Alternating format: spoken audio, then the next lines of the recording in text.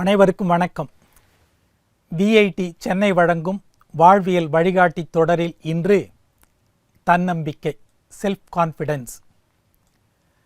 நமது வாழ்க்கை அமைதியாக ஆனந்தமாக அமைய விரும்புவது இயற்கை. ஆனால் விருப்பம் மட்டும் நல்வாழ்வை தந்துவிடாது. நல்வாழ்வை அடைய பல தடைகளை தாண்டி செல்ல வேண்டும். அத்தகைய தடைகளுள் ஒன்று தாழ்வு மனப்பான்மை. தன்னம்பிக்கை எங்கே குறைகிறதோ அங்கே தாழ்வு மனப்பான்மை தலை தூக்கும். தாழ்வு மனப்பான்மையை தகர்த்தெறிந்து தன்னம்பிக்கையை விதைக்க வேண்டும். நம்மால் முடியாது என்று எண்ணினால் அந்த எண்ணமே நம் திறமையை குறைத்துவிடும் அல்லது அழித்துவிடும். நம்மால் முடியும் என்று எண்ணினால் அந்த எண்ணமே நம் திறனையும் ஆற்றலையும் முடுக்கிவிடும். தேர்வு அறையில் வினாத்தாளை கையில் வாங்கும்போதே இந்த கேள்விகளுக்கெல்லாம் நம்மால் சரியாக பதில் எழுத முடியுமா என்ற எண்ணம் ஏற்பட்டால் நினைவாற்றல் இருந்த இடம் தெரியாமல் போய்விடும். நமக்கு தெரியாததொன்றும் இதில் கேட்டுவிடப் போவதில்லை என்ற நம்பிக்கையோடு வாங்கினால் படித்த அனைத்தும் மனத்தில் பளிச்சென்று தோன்றும். தன்னம்பிக்கை என்றால் என்ன? முடியும், கிடைக்கும், நடக்கும், ஆகும் என்று உறுதியாக எண்ணுகிற ஒரு மனநிலைதான் தன்னம்பிக்கை. ஒன்றை நம்பிக்கையோடு பார்க்கும்போது அதன் நல்ல அம்சங்கள் நம் கண்களுக்கு தெரியும். அவநம்பிக்கையுடன் பார்க்கும்போது தீய அம்சங்களே நம் கண்களுக்கு தெரியும். காந்தியடிகளிடம் இருந்த தன்னம்பிக்கையை தகர்க்க முடியாமல் தான் ஆங்கிலேய பேரரசு தடுமாறியது.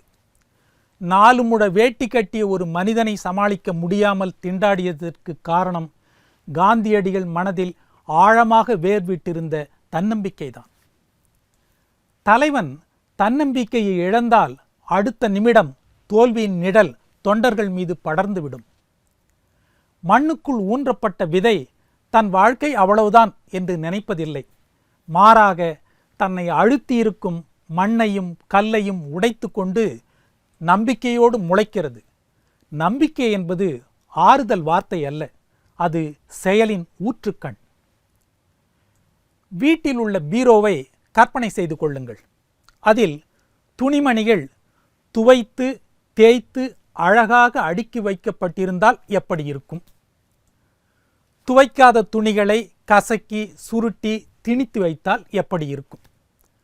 மனம் என்னும் பீரோவில் அவநம்பிக்கை எண்ணங்களை அடித்து துவைத்து சுத்தப்படுத்தி நம்பிக்கை எண்ணங்களாக மாற்றி அடுக்கி வைக்க வேண்டும். ஒரு சிறு கதை. மலைப்பகுதியில் வாழ்ந்த சிறுவன் ஒருவன் மரத்தின் உச்சியில் பருந்து கூடு கட்டியிருப்பதை பார்த்தான். அந்த கூட்டில் பருந்தின் முட்டை இருந்தது. அந்த முட்டையை வீட்டிற்கு எடுத்து சென்று அடைகாக்க வைத்திருந்த கோழி முட்டைகளோடு சேர்த்து வைத்தான். சில நாட்களுக்கு பிறகு கோழி முட்டைகளின் குஞ்சுகளோடு பருந்து முட்டையிலிருந்து பருந்து குஞ்சும் வெளிவந்தது.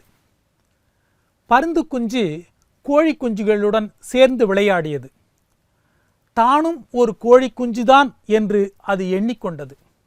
அப்படியே நம்பியதால் கோழி குஞ்சை போலவே அந்த பருந்து குஞ்சியும் அதனுடைய நடவடிக்கைகளும் அமைந்தன.